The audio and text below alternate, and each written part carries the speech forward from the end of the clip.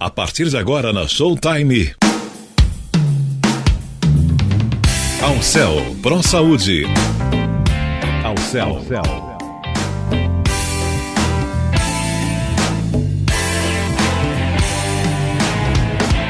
Ao Céu, Pro Saúde. Boa tarde, amigos ouvintes. Agora meio-dia redondinho e nós vamos ficar até a 1h da tarde com essa hora inteirinha de informações.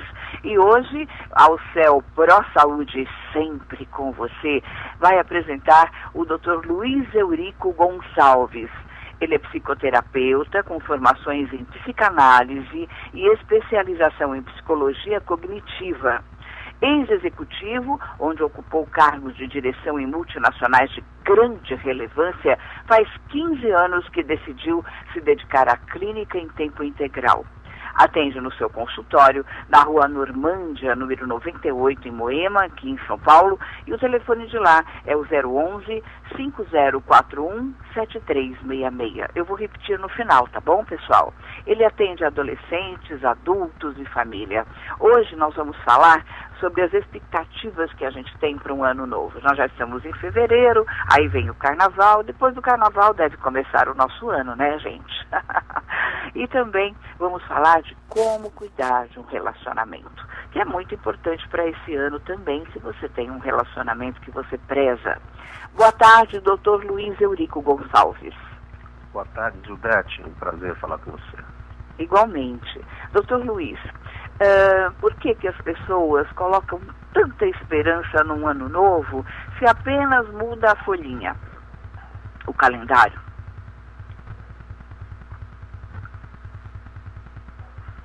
Alô? Quem cuida de sofrimento psíquico, é muito comum reconhecer que essa é uma época particularmente perigosa. A época do final de ano, esse calendário que a partir de dezembro, onde tem um pré-natal e uma pré-virada de ano, né? E mexe com os mais diversos sentimentos. Tristeza, saudade, alegria, ansiedade. E realmente isso é uma época extremamente perigosa, onde os consultórios, de alguma forma, enchem. As pessoas procuram mais, fruto de uma depressão, de uma tristeza, de uma ansiedade, enfim, todas as possíveis patologias oriundas desse momento. Entendi. Mas por que tristeza? Se é uma data alegre, nós devemos festejar, por exemplo, o aniversário de Jesus. Eu sei que é uma data hipotética, mas por que tristeza? Se a gente tem aquele conforto de estar com a família, tudo bem se faltar algum familiar, mas ao redor da mesa, muita alegria, a troca de presentes é uma coisa muito feliz. Por que tristeza? Por que as pessoas escolhem esse caminho? Na verdade, a tristeza pode se originar dos mais diversos fatores, Ivete.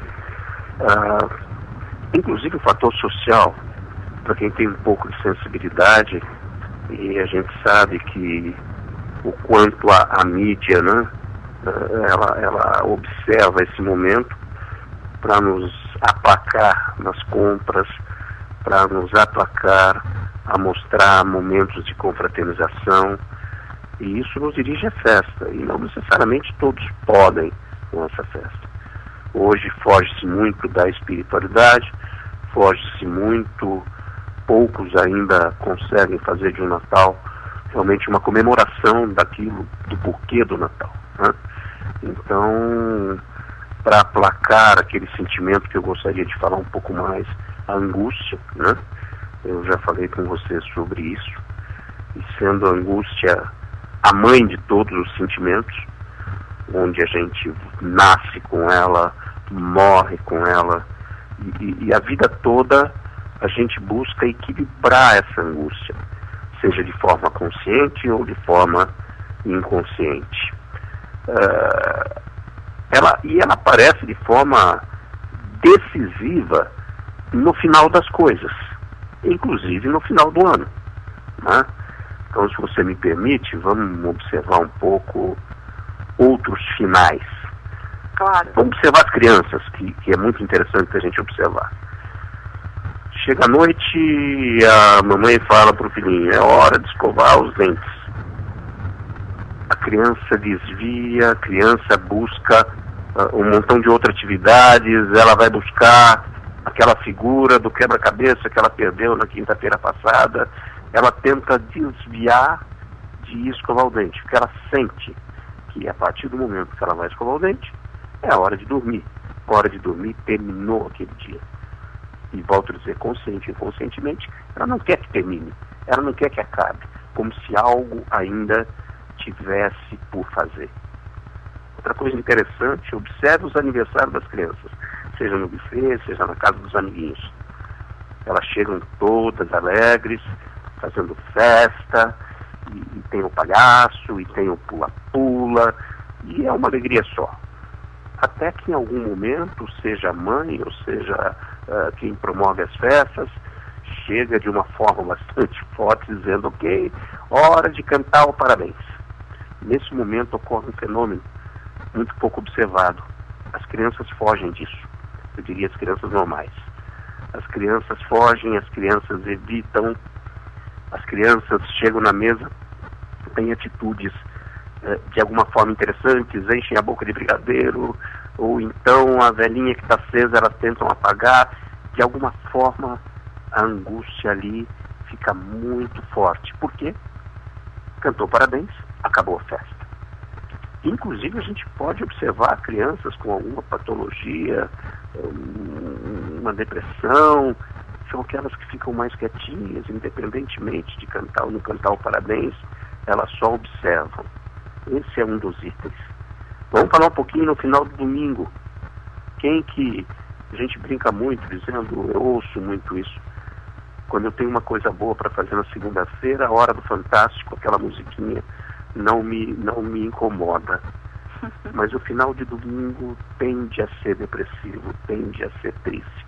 E nós buscamos aí formas de aliviar isso. Vamos falar em mais um final de férias. Existe uma pesquisa séria dos Detrans com Trans da Vida que o número de acidentes é muito maior na volta das férias. Nunca observamos isso. Por quê? Acabou. Nossa, que interessante. Eu nunca prestei atenção nisso. É interessante e real. Tem estudos sérios vendo isso, né? Outra coisa, vamos falar dos nossos aniversários. Quantas vezes nós não ouvimos? Eu tenho vários amigos que não suportam a data do aniversário, não querem ver ninguém. Fogem disso. Ou, ao contrário, eles tomam conta de uma euforia desmedida que é para aplacar aquela ideia de que acabou mais um ciclo. Ou entramos até em conflito existencial sobre a idade. Enfim, estamos falando em finais, onde a angústia tem um fator extremamente decisivo na nossa psique. Né? Da mesma forma, assim, com o final de semana, férias, o ponto marcante final de ano, onde os mais diversos sentimentos são despertados. Quando você me pergunta sobre a doutor, tristeza, você falou em espiritualidade. Qual a importância da espiritualidade na vida de uma pessoa, de um jovem, de uma criança? Como a espiritualidade deve ser tratada? Como ela deve ser apresentada? A gente deve deixar o filho à solta para ter a sua própria, não digo nem religião, mas há importância em se colocar uma apresentação da espiritualidade para uma criança? Eu falo isso é muito contestado, mas eu não abro mão da minha convicção. As crianças, até os seus 12, 13, 15 anos, não têm a menor condição de elaborar e de entender e de decidir para onde eu vou. Então é obrigação dos pais em mostrar um caminho, seja ele qual for. Depois disso, a criança pode até decidir, mas é importante que ela tenha consciência desse fator tão importante. Infelizmente, nós nos evoluímos tanto em termos de tecnologia, em termos de uma porção de coisas, mas perdemos essa coisa da espiritualidade. Estava conversando com um colega, um médico, um pediatra, e ele estava dizendo o quanto faz falta na própria Igreja Católica, que quando pergunta, ok, o que é importante para a angústia, eu posso falar mais tarde, para equilibrar essa angústia, é botar para fora.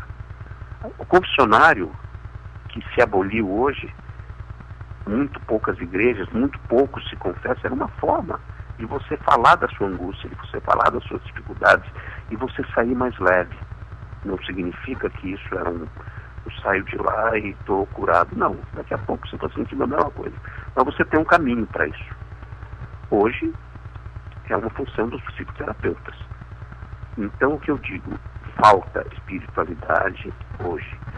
Falta essa noção nas famílias. Hoje as famílias vivem em células, Beth. O que eu chamo de células? O menino tem seu quarto, no seu quarto tem sua televisão, seu computador, seu banheiro, seu frigobar. Cada um chega em casa, vai para cada um do seu quarto e não se fala, não se conversa. Usa-se o WhatsApp, que tecnologicamente tem seu valor, sem dúvida, mas as pessoas não falam mais, não conversam mais. Coisa que eu ainda sou de uma época, mesmo vindo de um lar que muitas vezes, por alguns momentos, os pais foram separados e várias vezes, mas quando juntos, nós nos juntávamos para almoçar e para jantar juntos. Em algum momento alguém fazia uma oração. Hoje é uma prática para mim e para minha mulher, esse exercício, que é um alimento da espiritualidade. Falta Eu mesmo. tenho a pergunta aqui da Karina Moura. Como apresentar a espiritualidade para uma criança a partir de que idade? Eu acho assim, tudo numa criança, eu considero que a partir dos 2 anos, 2 anos e meio, quando a gente inicia o que chamamos de uma fase, seria uma fase importantíssima, que é a fase anal, onde a criança começa a ter a liberdade de entender que faz seu xixi, faz seu cocô, ela pode segurar isso, ela começa a elaborar, e começa até a usar isso para desafiar os pais.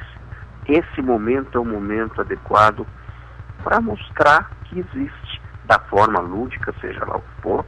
Você não vai entregar uma Bíblia para uma criança, nem falar dela para uma criança que não sabe interpretar, mas você pode já trazer conceitos de espiritualidade. Ainda existem algumas igrejas, seja lá de qual for a religião, seja da católica, da espírita, evangélica, umbanda, sempre tem um grupinho falando naquela hora que se conversa com as crianças. Então, a partir dessa idade, é importante, de uma forma suave, lúdica, acompanhar a criança, seja na hora de dormir, agradecer Papai do Céu, e isso já vai formando mentalmente um desejo de conhecer um pouco mais e ter como referência em Deus. Entendi, muito importante. E mudou o ano, mudou o calendário, e agora? Interessante isso. O que a gente não percebe é que mudou o ano, mudou o calendário, a gente faz planos, porque normalmente 80% a gente repete os planos que não fizemos no ano anterior, mas falta a atitude. O fato de escrever, o fato de fazer o plano é uma forma de aliviar uma culpa daquilo que não foi feito. Mas o que falta é atitude. O que falta é o desejo de irmos atrás, de nos permitir novos caminhos, experimentar outras possibilidades, fazer a coisa diferente. Ouvindo falar parece fácil, não é fácil.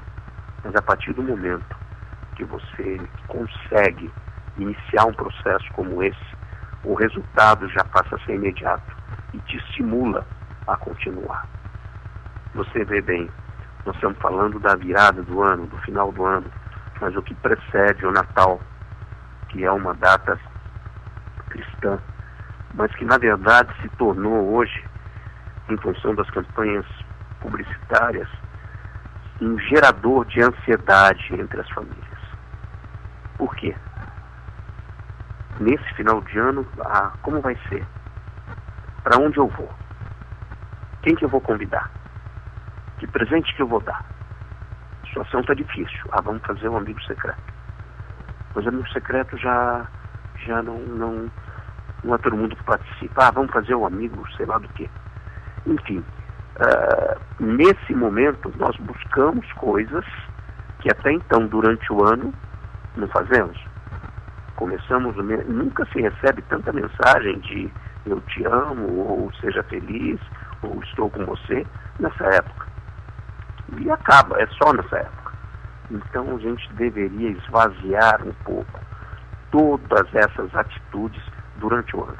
É difícil, mas nada se faz sem o exercício inicial. Mauro Rudek, ele pergunta, não seria interessante essa programação, pelo menos colocar no papel, depois pensar na atitude? Se eu estou entendendo bem a pergunta do Mauro, é colocar no papel o plano que para você o próximo falou, ano, que a gente se programa, faz planos, deve ser nesse sentido, né? Sei.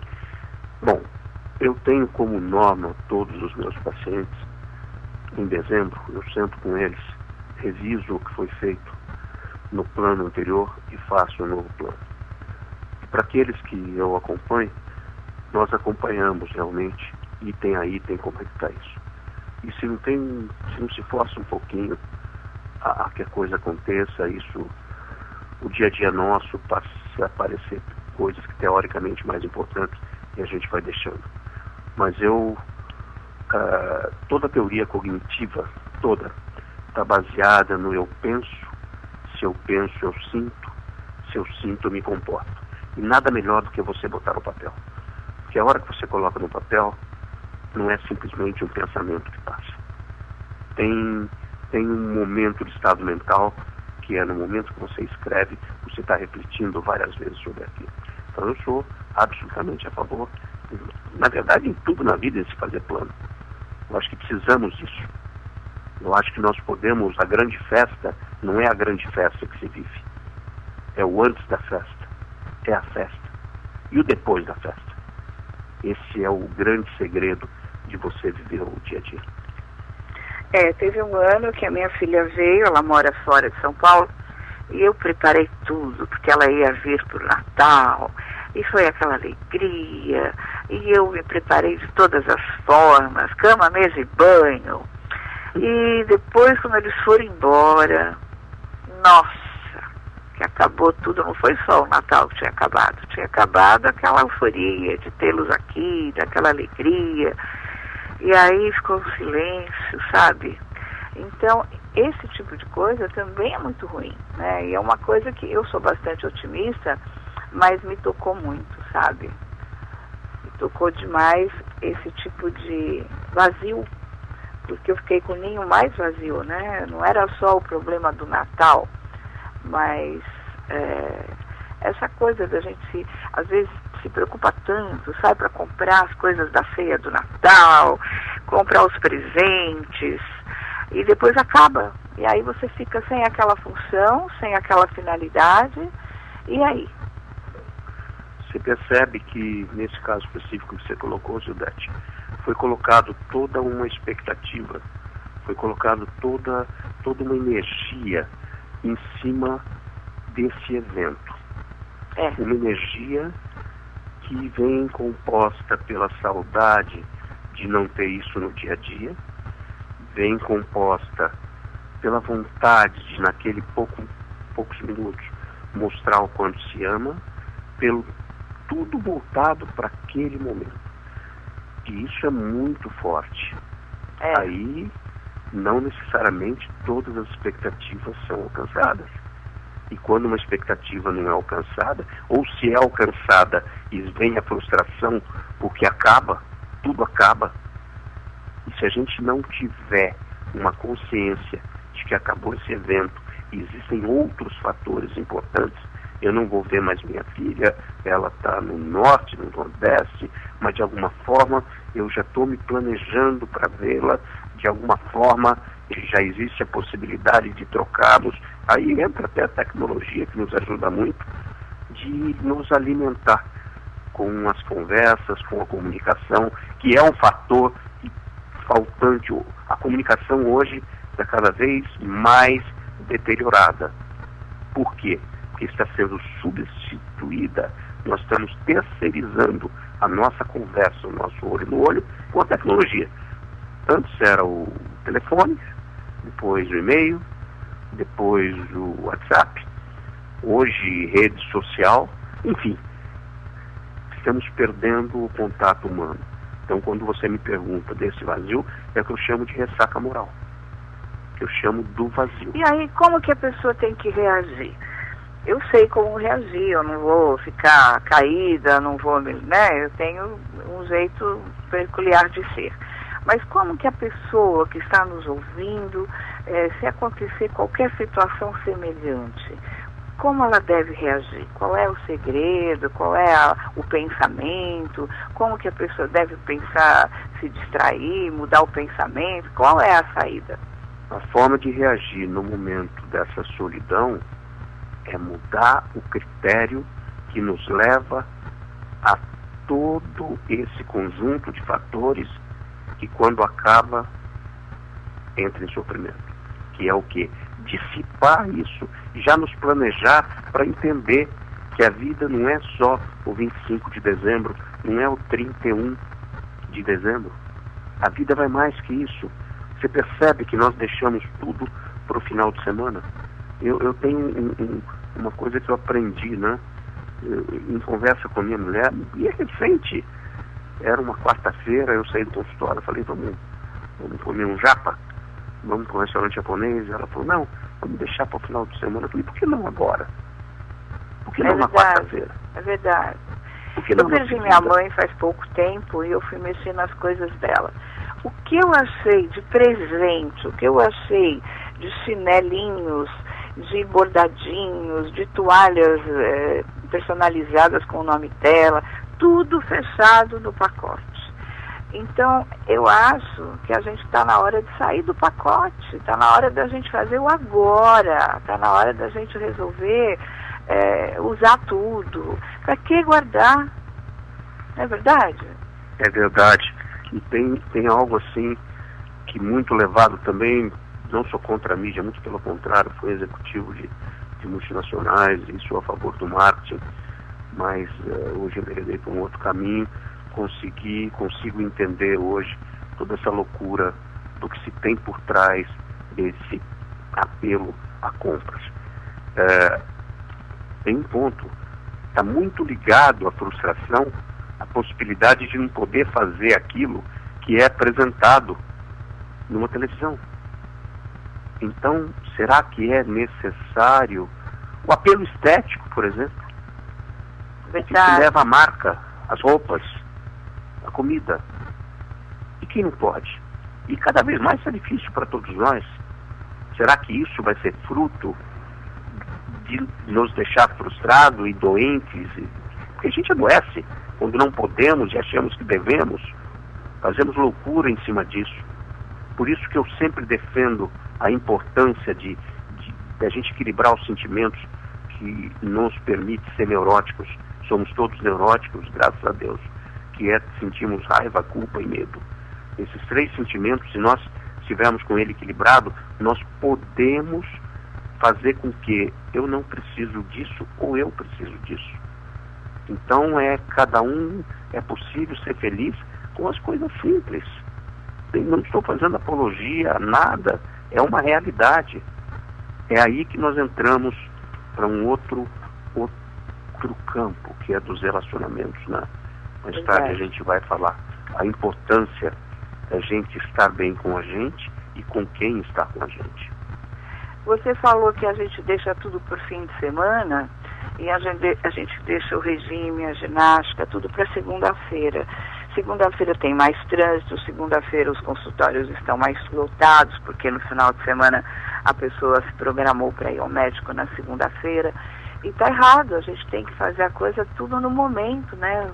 Vamos agora, vamos usar o chinelinho que ficou guardado agora, ganhou o presente, não é para depois. Quando chegar a visita eu vou usar essa toalha de mesa. Não, vamos usar no dia a dia. Né? A gente tem que usufruir das coisas boas, sim, no dia a dia, conosco, com cada um. Você merece o melhor. Isso é importante. Você falou uma coisa muito importante. Entendermos que nós merecemos o melhor. Só que a gente acaba achando fatores que tem muito a ver com o olhar do outro, que nos julgam. Hoje em dia é muito comum, as pessoas do nosso lado, hoje eles julgam, condenam, e se bobear, eles querem seu carrasco também. Isso fruto do quê? Daquela ideia de que eu compenso a minha infelicidade com a infelicidade do outro. Então temos que tomar muito cuidado com isso. Muito cuidado com você pode, você tem seus valores. Acreditar, gostar de você, se olhar e falar, eu acredito. É difícil? É difícil. Porque se fosse fácil, não teria tanta gente adoecendo e enchendo os consultórios de psicologia. É verdade. Dr. Luiz Eurico Gonçalves é o nosso convidado de hoje. E ele sugeriu que nós falássemos de como cuidar de um relacionamento. Eu acho tão importante isso, porque às vezes as pessoas entram num casamento pela paixão, pelo namoro, pensam que vão namorar a vida toda, aí casam. E quando tem o filho, então é pior ainda, porque aí a atenção vai para o filho. Mas vamos falar, o que o senhor tem a dizer de como cuidar de um relacionamento? Vamos começar pelo relacionamento afetivo, tá? Depois a gente pode enveredar por outros que você queira. Vamos analisar um pouquinho um fator histórico aqui. O casamento. Quais os fatores que levavam as pessoas a se unir? Vamos voltar lá na idade mais pré-histórica. Era um fator cultural. As tribos, eles buscavam unir a filha da tribo X com o filho da tribo Y, com o objetivo de trazer paz. Isso não se conheciam, e isso acontecia, aquelas tribos já não guerreavam mais, já não guerreavam pelo alimento, já não guerreavam pela acomodação, que até então era por isso que se brigava. Passou-se um tempo, já entramos no fator econômico, onde era muito comum os dotes. Então, o filho do Manuel ia casar com a filha do José, e a partir dali ia ter uma união de riquezas e, em resumo, iam se tornar mais ricos. Durante muito tempo nós vivemos isso. Tentou-se, a partir de uma época, pensar no relacionamento afetivo. E que, infelizmente, se nós pensarmos friamente, é um dos fatores que menos deu certo. Que nós vivemos hoje, mas vamos voltar. Afetivo não deu certo. Hoje, nós estamos vivendo muito o fator jurídico. Hoje é muito comum se ouvir, vamos casar, se não der certo, divórcio. E realmente a coisa é fácil. Antigamente você desquitava, era o desquite, né? E a mulher desquitada existia um preconceito tremendo em cima disso. Eu sei porque minha mãe foi desquitada. Depois mudou, hoje é meio que comum. Hoje existem crianças que já ouvi isso em consultório, que são tristes porque não tem o tio. Não tem a festa na casa do pai e da mãe. Porque é muito mais comum os pais divorciados. Hoje, numa geração, as crianças de 7, 8 anos, é incrível quanto isso acontece. Não estou fazendo apologia a nada, não estou dizendo que é certo ou errado. Estou dando uma noção do que acontece, um fator histórico em relacionamentos. Mas vamos voltar para para o nosso dia a dia. O que nos Evidentemente leva... nós não estamos falando de alienação parental, mas muitas mães, quando se separam, mas o fulaninho está muito triste porque o pai foi embora. Mas ele está indo mal na escola porque ele está sem pai. Porque os amiguinhos têm pai e ele não tem pai. E não é. Isso tudo é coisa da cabeça da mulher. Eu criei 3 filhas sem pai, elas nunca tiveram esse complexo, porque eu nunca coloquei isso na cabecinha delas. Elas eram felizes com o que elas tinham. Elas eram felizes porque a gente tinha uma família que era daquele jeito, daquela forma. E eu acho tão errado a mãe que força, a mãe que puxa isso e joga essa carga em cima da criança, que eu fico desesperada quando eu vejo uma criancinha sofrendo aquela falta daquele pai que não está nem aí, foi embora com outra, ou então, sei lá. Eu acho tudo isso muito errado, doutor. Eu acho que a mãe tem que amenizar as dores do filho. A mãe tem que tirar o peso das costas daquela criança que nem sabe se para ser feliz precisava ter aquele pai que era bêbado, que chegava batendo. Enfim, isso aí não deve ser um problema colocado dessa forma, né? E depois tem o Dia dos Pais, todas as crianças vão dar presente para os pais, mas nem todas. Hoje em dia a maioria está separada, né? Entre 10 mulheres, 8 são separadas. Existe um problema muito sério, isso você colocou muito bem, onde eu chamo isso de fraqueza, né? É tão forte essa reação da separação, seja para o homem, seja para a mulher, e de alguma forma, volto a dizer, consciente ou inconscientemente, gera uma culpa muito grande, que de alguma forma, principalmente para o homem que está deixando, que acaba usando os filhos inocentes para justificar esse ato. E não percebe a importância de uma coisa simples, deixar claro para a criança que pais se separam, mas não se separou dos filhos. É evidente que nem sempre é possível, porque tem pais que realmente desconectam, somem. A partir daí, a mãe tem uma responsabilidade muito grande, em primeiro lugar, de fazer muitas vezes, do pai, de buscar uma referência masculina, seja com o padrinho, com o tio, com o avô, importantes para a criança, principalmente para o filho homem, mas de alguma forma não usar isso, por pior que tenha sido esse pai, porque a criança não viveu isso. A criança tem, de alguma forma, idealizações sobre o que poderia ser o pai. Ela vê na televisão a família Doriana, ela vê no amiguinho que tem uma família estruturada. Então, é sim uma responsabilidade do pai e da mãe cuidar disso. Por isso que eu acho algo absolutamente irresponsável quando eu ouço, eu quero ter um filho. Aí eu pergunto, você quer ter um filho ou você quer um filho? Porque ter um filho, existem vários preenchimentos que vão me aplacar a angústia do querer, que hoje em dia a própria possibilidade social faz. Para ter um filho hoje, já se tem 1000 chás. Tem o chá que eu quero ter um filho, tem o chá de bebê, tem o chá de não sei do que. Isso vai aplacando momentos onde deixa a minha angústia mais leve. Aí vem o filho. Aí vem a festa do batizado. Maravilha.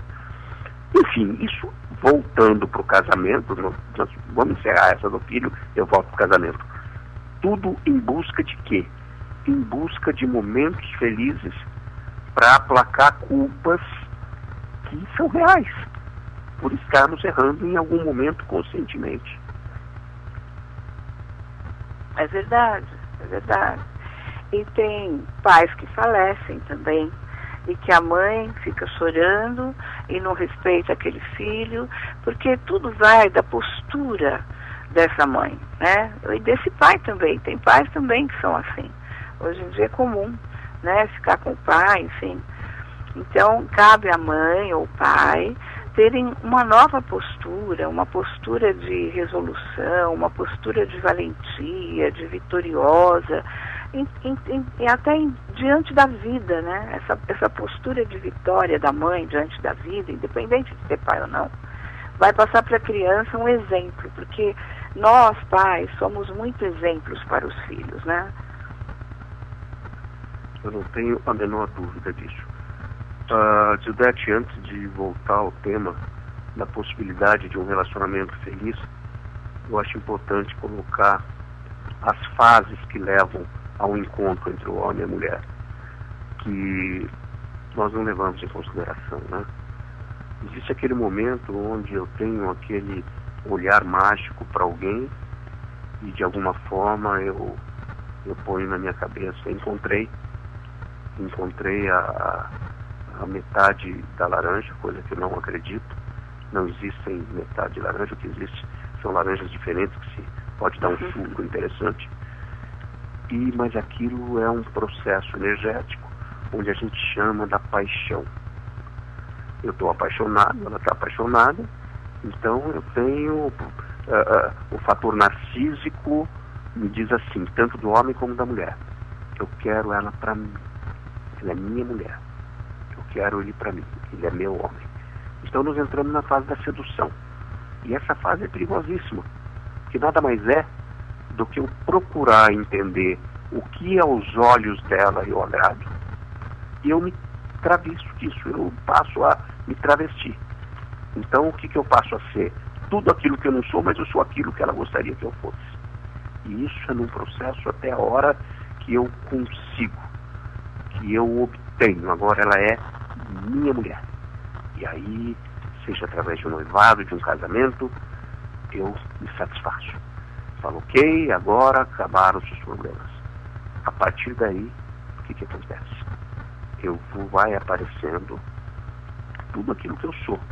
E que não necessariamente é aquilo que ela gostaria que eu fosse. E aí tem muita gente que casa e pensa que depois do casamento vai ser tudo flores, né?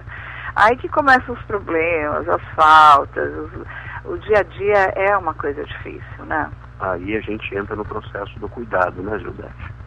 Quando me perguntam o que é necessário... Bom, primeiro, é possível ter um relacionamento feliz? A minha resposta é sim. Sim.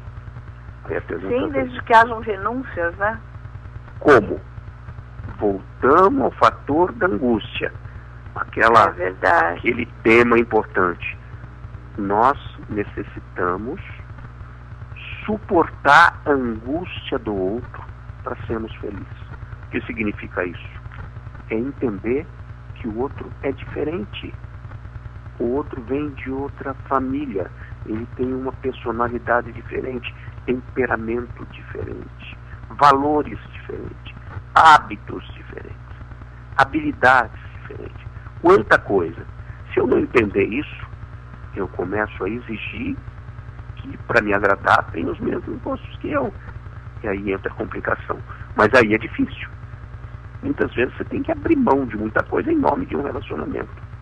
Por isso que eu acho que, não em todos os casos, mas uma boa parte deles, a espiritualidade, quando você casa e que você registra aquilo como algo importante, aquilo que a gente ouve, seja em qualquer igreja, que nos suportem na doença, na tristeza, na alegria, na saúde.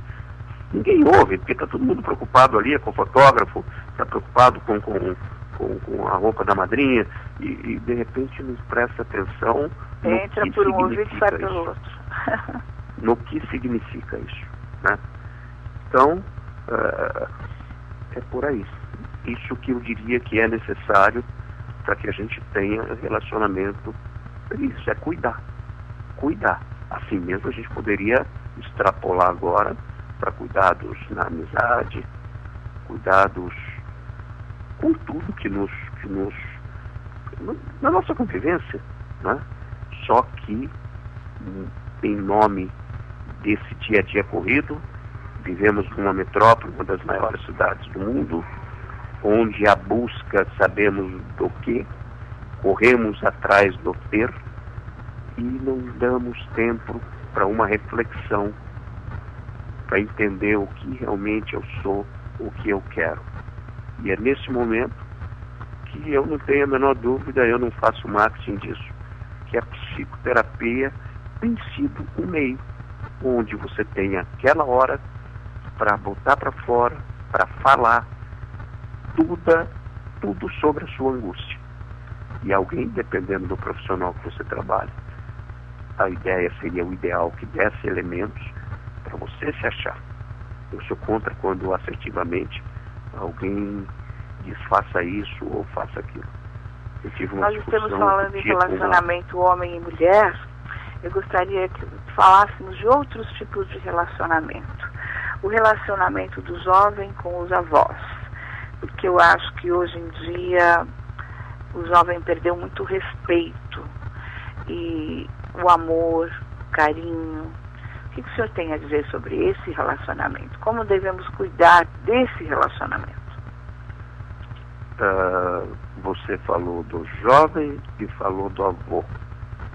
E deixou de falar do ponto mais importante, que é a partir daí que nós vamos ter as características de tratamento desse jovem, que são os pais. Nós somos aquilo que nós aprendemos. Esse pai também tem avós. E é necessário que desde pequeno, já se entenda, já se tenha cultura de respeito. Coisa que hoje já não tem. Eu não posso dar aquilo que eu não sei. Eu não posso dar aquilo que eu não tenho. Pode ter certeza. Ok, influências externas tem, influências de amigos tem, mas é muito difícil você encontrar numa família onde os pais dão uma clara visão da importância do respeito. Cada um tem uma característica, uns são mais calorosos, outros menos, mas eu estou falando do respeito. Quando pequeno, é uma exigência. Eu admiro muito meu filho, eu tenho 5 netos. E todos eles, na verdade, é incrível, eles chegam onde tiver, eles cumprimentam todas as pessoas, vai de 1 ano a 9 anos. Cumprimentam todas as pessoas, e eu percebo nitidamente o olhar dos pais, percebendo se estão fazendo aquilo. Ah, não, tenho que deixar livre. Deixar livre nada, a criança não tem condição para isso. Ela tem a educação mesmo, tem que ser dado o limite. Então, Judete, é verdade. Hoje, infelizmente, existe um desrespeito com relação a isso. Mas preciso entender qual foi a cultura dessa criança, desse filho.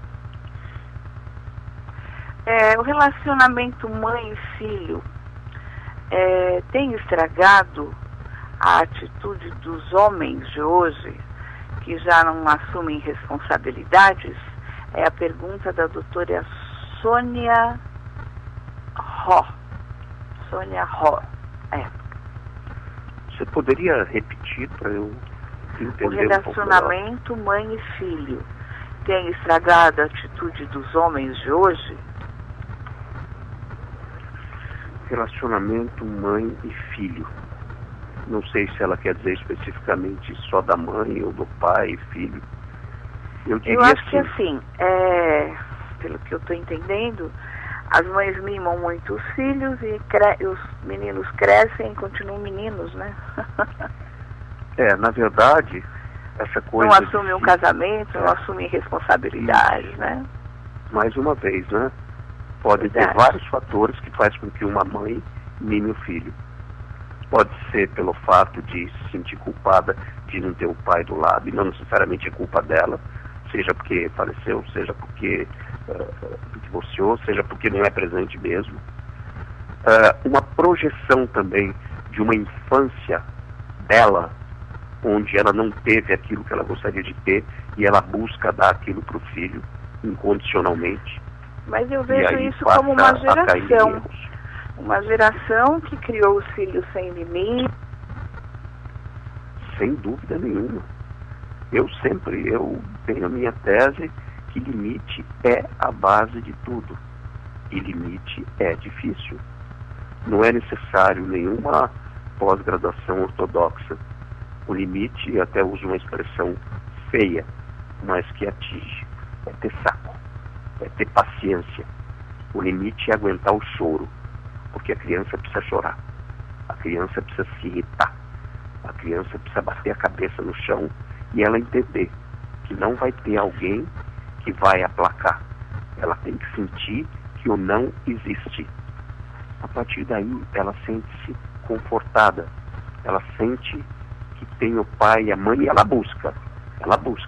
Faça a experiência, eu já repeti isso várias vezes. Deixa a criança chorar. Ela vai atingir o limite da raiva dela, vai passar 15, 20 minutos, ela vai ficar calminha e vai sentar no colo da mãe, vai buscar e vai entender esse sentimento, toda essa raiva como não existe mais. Então o limite é a base de tudo. Então o senhor está me dizendo que a criança tem que passar desgosto, tem que passar nervoso, tem que saber aprender a ouvir um não, né? O não é fundamental para todos nós. E nós não gostamos de ouvir o não. Claro. Verdade. Mas é importante. Muito. Quer dizer que a criança tem que ter treinamento das suas frustrações, começando com a mãe. Eu diria que é o exercício da frustração, porque em algum momento da vida vai se frustrar. Seja pelo amigo, seja na escola, seja na profissão. Eu tenho alguns pacientes que chegam dizendo, olha, meu problema é esse, eu não consigo ouvir o não. Eu ouço não, eu brigo. Alguns dizem, nossa, mas o meu chefe, ele é horrível, ele é um imbecil, ele é... A minha resposta, ele é seu chefe. E é assim que funciona. Não tem que levantar bandeira onde você não vai bater de frente. Não, é assim. A vida é assim, então nós temos que entender. A partir do momento que você já viveu isso, desde da sua infância inicial, você já aprende que existe isso, você já está blindado. Não significa que você não vai sofrer. Então você não vai morrer por isso. Você não vai deixar de seguir o seu caminho por causa disso. É verdade, realmente é isso mesmo. E a relação entre irmãos? Como cuidar desta relação? É um ponto importante, né? Primeiro, existe o alto aos pais. Eu tenho como, mas é muito pessoal isso, eu peço aos meus filhos que a maior herança a maior alegria que eles podem me dar, e que eu espero um dia não estiver em outro plano, é que eles estejam juntos. Unidos? Que eles eu não entendi. Sejam companheiros. Ah, companheiros. Sejam amigos. Se entendam, se respeitem. Porque os pais cometem alguns erros quando tem mais de um filho. É uma característica, eu ouvi muito disso, de um tratamento igual. Entendendo que o que eu dou para um, eu dou para outro. E entende que são seres absolutamente diferentes. Os filhos são diferentes.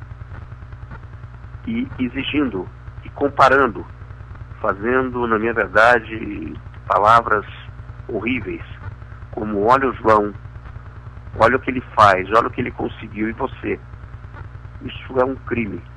E isso tem levado crianças a adoecer de uma forma muito forte, muito forte. Então a primeira coisa é uma responsabilidade dos pais entenderem que os filhos são diferentes, que os filhos necessitam de coisas diferentes. Um mais afetivo, um em um determinado momento, outro em outro. Claro que é difícil que você vai ter que lidar de fazer atitudes diferentes, entender, olhar para os filhos, não terceirizar para pessoas que não têm condições. Não tem como você conhecer seu filho se você não convive com seu filho. Ah, doutor, mas eu trabalho o dia inteiro. Ok, mas não é necessário 24 horas por dia. 1 hora, 2 horas de atenção que você se dedica ao seu filho é suficiente para você conhecê-los. É suficiente. É evidente que seria ótimo se você pudesse, pelo menos, até a vamos chamar fase fálica, onde dos 5 anos, 6 anos, 7 anos, você poder ter aquela ligação forte com eles, de presença contínua. Mas nem sempre dá. Hoje, o dia a dia nosso não nos permite, em função da exigência econômica do que se quer. Por que antigamente tinha aquela história? Minha mulher, ela fala os seus avós, ficava em casa fazendo a comida, cuidando dos filhos, o pai ia trabalhar, tinha aquela rotina onde já estava estipulado aquilo. Aí, com a libertação da mulher, vamos chamar assim, década de 50, 60, queima dos sutiãs, eu não tenho nada contra, mas eu acho que de alguma forma afetou essa relação com os filhos. É verdade. E o relacionamento entre colegas de trabalho? Bom, aí nós entramos por um outro. Eu tenho uma experiência boa como executivo, e como executivo eu já tinha minha formação na área psíquica. Eu não misturava as coisas, mas ajudava muito a entender um pouco o que acontecia.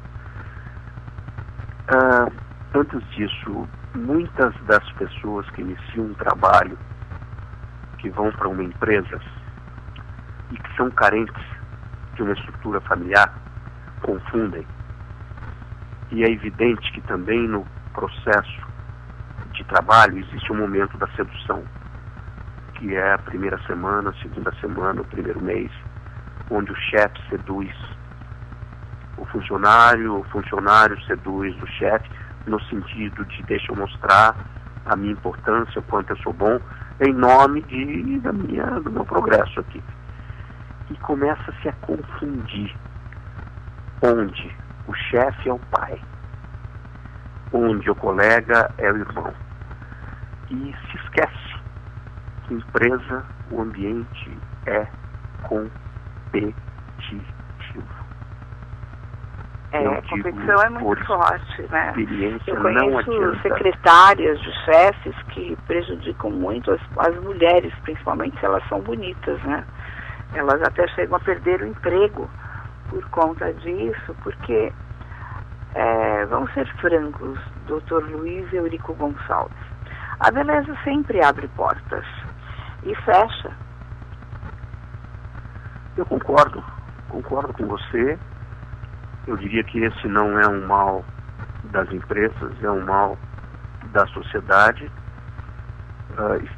Se busca muito a estética, existe um preconceito, é muito difícil de você enxergar dentro das empresas uma secretária, principalmente aquelas que têm acesso ao público, a secretária obesa, ou a secretária de alguma forma não privilegiada pela beleza.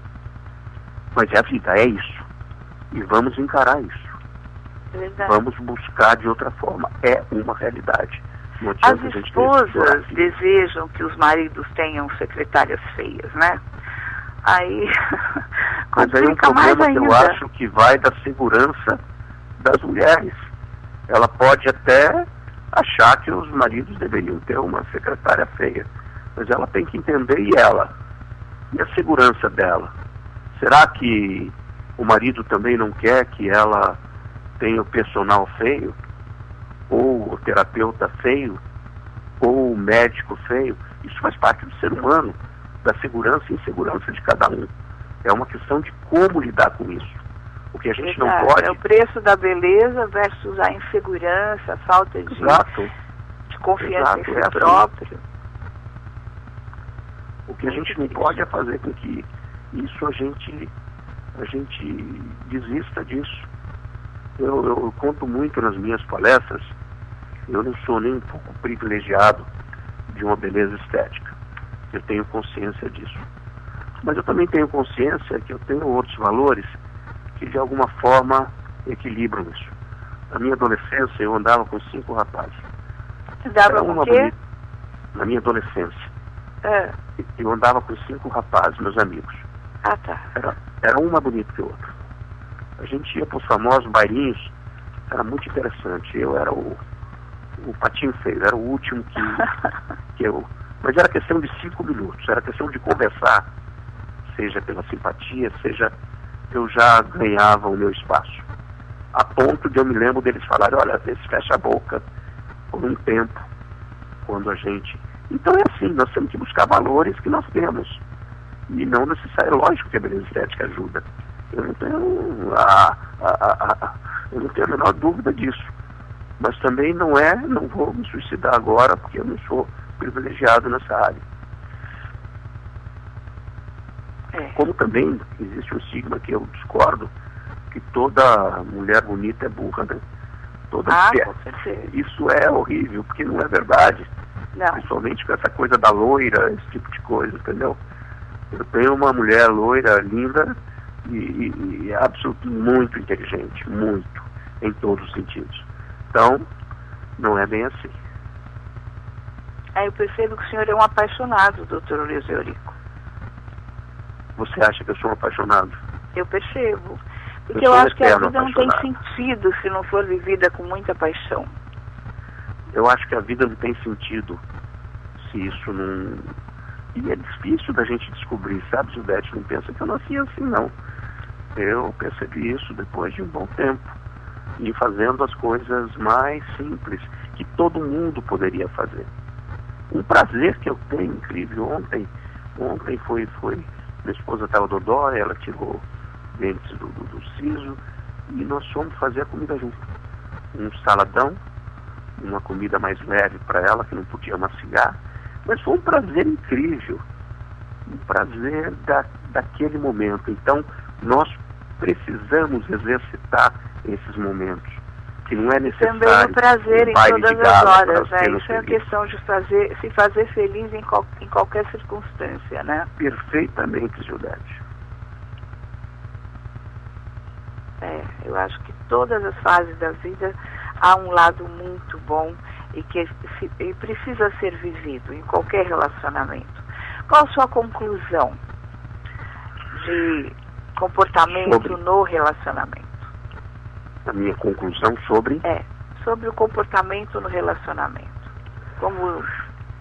Olha, eu acredito no relacionamento, eu acredito no casamento, eu acredito que é possível ser feliz. Mas como em tudo na vida, de uma forma responsável. E o que é a forma responsável? Também não é com leituras ortodoxas, não. É de entender o verdadeiro valor do que eu estou fazendo aqui. Para que eu estou fazendo isso? Por que eu estou com essa pessoa? Qual que é o meu limite? E qual é o limite dessa pessoa? Então, a minha conclusão é que é possível, sim, desde que eu entenda que a pessoa que está do meu lado é um ser humano diferente. E é um ser humano onde nós temos que trocar, dividir e nos suportar. Essa é o segredo. Entender que as pessoas também têm defeitos, né, e falhas, e que a vida a dois em qualquer circunstância, em qualquer local, quer seja no trabalho, quer seja no dia a dia, no colégio, é entender a fragilidade do outro, entender que nem todos os dias nós estamos tão bem, e aceitar e saber contornar, ter um pouco de paciência, né? É exatamente isso, É a própria palavra, né? A partir do momento que nós aprendemos a conviver, que é viver com. É difícil, claro. Muitas vezes temos dificuldade em conviver com a gente mesmo, com as nossas loucuras. Então, esse exercício é possível. Eu puxo muito por um lado importante, que é a comunicação. A importância das pessoas se comunicarem de verdade, olho no olho. Perguntar no dia a dia se quem está do teu lado está bem. Mas não é o está bem simplesmente o que fez durante o dia. É como ela está se sentindo, o que está faltando, o que ela precisa, o que eu posso fazer por ela. Parece algo assim meio, não é, meio romântico demais, mas é assim que funciona. E eu tenho certeza absoluta que quem fizer isso vai ter em troca vai ter um resultado extremamente feliz e positivo. Que coisa boa, maravilhoso, muito bom. vivendo e aprendendo. Aprendi muito nessa tarde, nesse comecinho de tarde. Quero agradecer muito a sua presença aqui. É bom demais conversarmos. As suas posturas, as suas posições, elas são muito agradáveis e dão muita esperança para a gente poder conseguir realizar um relacionamento, conseguir realizar a entrada para um novo ano, que agora começa até depois do carnaval, né? E eu quero deixar aqui o telefone do Dr.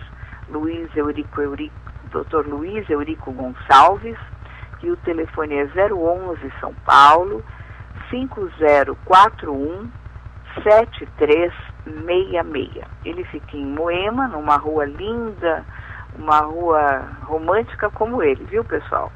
Rua Normândia, número 98, numa casinha de bonecas, uma coisa linda.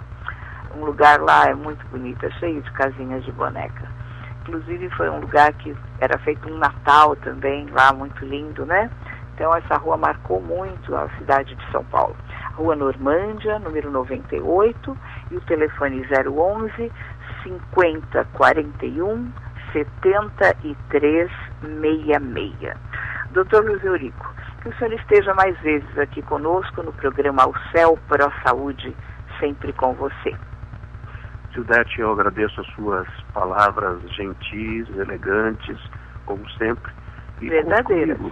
E seus ouvintes estejam totalmente à disposição.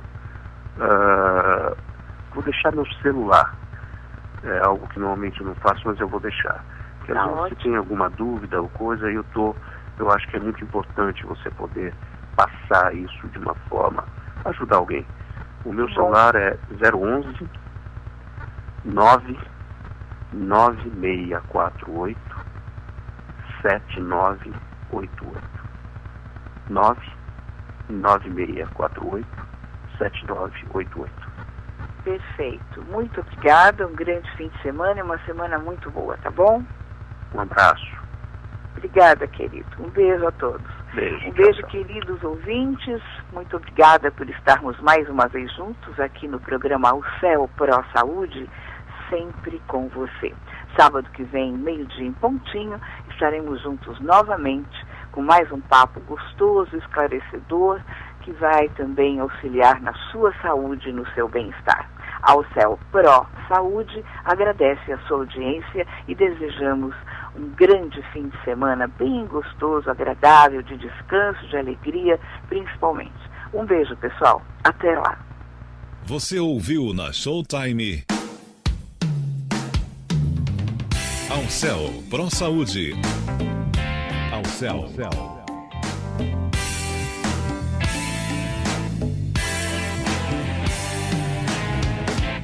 Ao Céu Pro Saúde.